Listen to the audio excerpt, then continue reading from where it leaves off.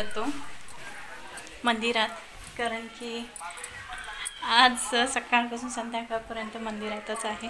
आणि आत्ता आहे कीर्तन सुरू झालं, पण थोडं लेट झालं कारण की घरचे कामं वगैरे सगळं करून निघावं लागतं, म्हणून मग थोडं लेट झालं. चला मला सांगा, उग्रसेन राजा आहे, कंस आहे, देव मथुरेचा राज्यकर्ता नाही बनला होता. मथुरा दिली उग्रसेना, कंस मारणार मथुरा दिली उग्रसेना. मात्र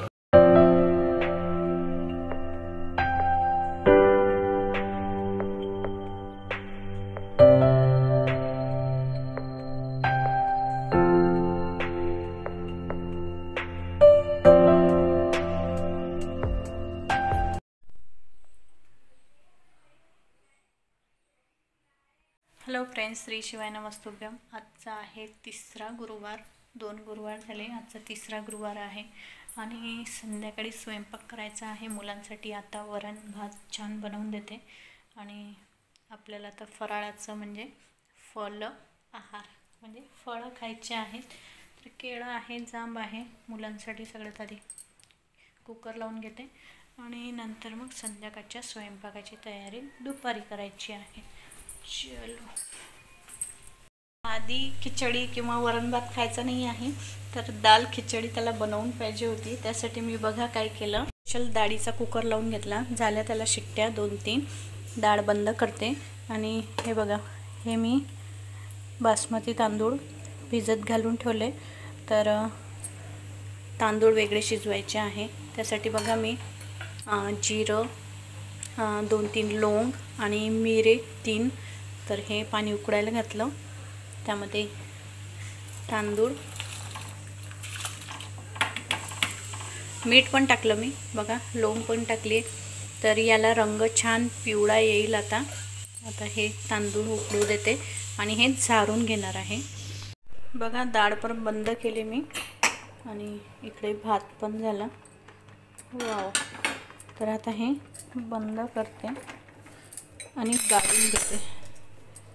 तर चाळणीत टाकला तर लवकर पाणी निघून जातं आणि मोकळा होतो. मसाला बनवेपर्यंत मी हे झाकून ठेवते, कारण की रायला सोयला वाफेने होऊन जातो तो. आणि बाकी मसाला करते, म्हणजे डाळ खिचडीसाठी वेगळं करते. आता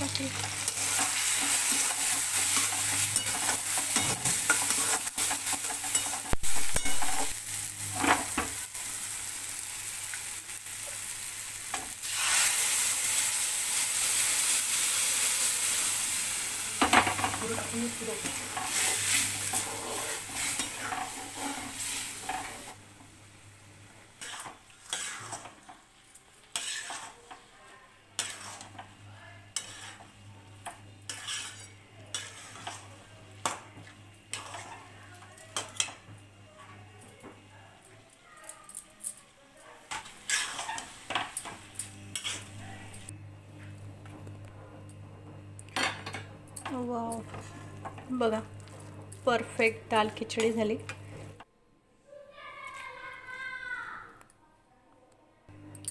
तर यावर छान तूप घेऊन पण आपण खाऊ शकतो, पण मुलांना तूप अजिबात आवडत नाही.